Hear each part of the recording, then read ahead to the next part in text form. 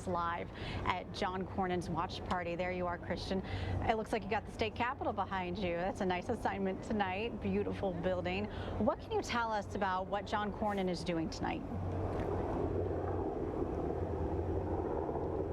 Well, Senator Cornyn will have a virtual sort of setup as soon as the results are in. Once the race is called, he will be addressing the folks of Texas. But at this point, it's obviously hard to tell whether or not whatever he's feeling right now. But he's probably feeling a little tense right now, just given some of these initial results. I believe 22% reporting he's up by only 1 point ahead of tonight. I mean, the most recent polls had him up by about only 5 points. If you take away the context that Texas is such a stronghold for Republicans, that's not really a neck-and-neck race in most cases. However, you have to consider that in 2014, Cornyn won his race by almost 30 points. So that really does tell the whole story of just kind of what election night 2020 really could look like here in Texas. Now, you could tell kind of in recent months that Cornyn's strategy has changed up a little bit. According to GovTrack, he is the second most conservative senator in Congress. However, you wouldn't really be able to tell that based off some of the ads he ran. I mean, he ran an ad touting his bipartisan Jenna's Law bill that he co-authored and that passed the Senate,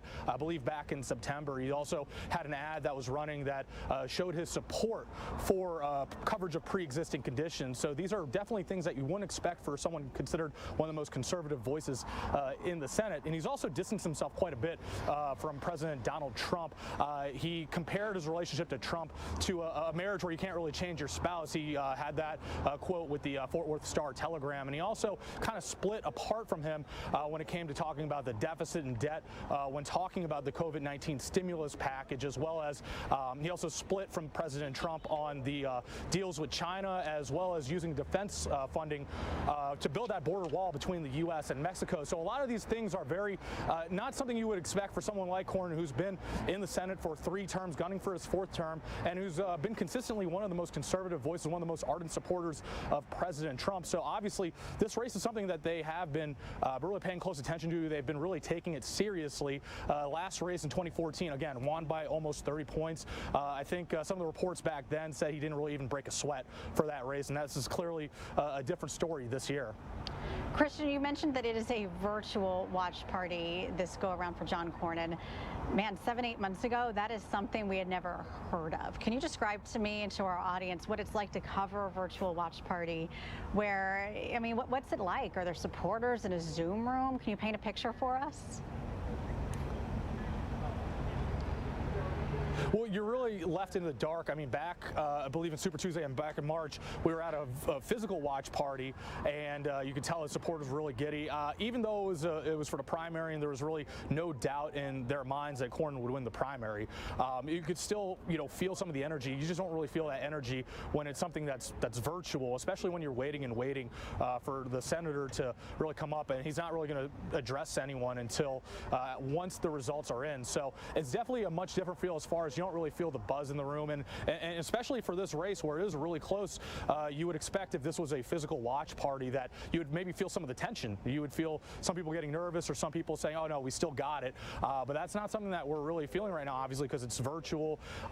But yeah, back in March, even though it was a no-brainer that Senator Cornyn would win his primary, you could still definitely feel the excitement in the air. And there was some people paying attention, obviously, to the primary between MJ Hegar and State Senator Royce West.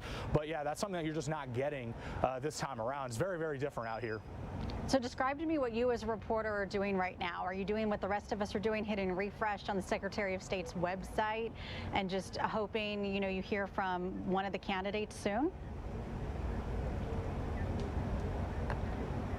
That's about it. I mean, all you can do is really refresh Twitter, refresh the Secretary of State's website. Also, the technology. We have an ability to stream, stuff on. So we're watching CNN as far as the presidential race stuff to kind of see what that's about, because there are going to be some real down ballot effects. We do want to see how President Trump is performing here in Texas. Obviously, this is something that Texas Democrats have been touting is going to be a battleground state for not only the presidential race, but also for the race for the Senate, for Senator Cornyn's seat. So we are paying attention to all of this type of stuff. You know, you obviously want to pay attention to this race. You want to get on the Secretary of State's website. We're also paying attention to kind of the bigger picture stuff because those down ballot effects are very real. And you can definitely tell. I spoke with the Travis County GOP chairman earlier.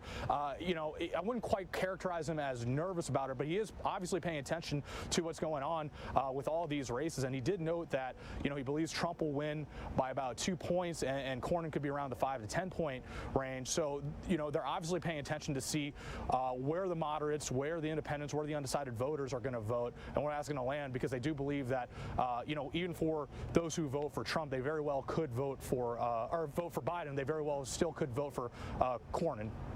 Okay, Christian Flores, live outside the Texas State Capitol, watching Senator John Cornyn's campaign.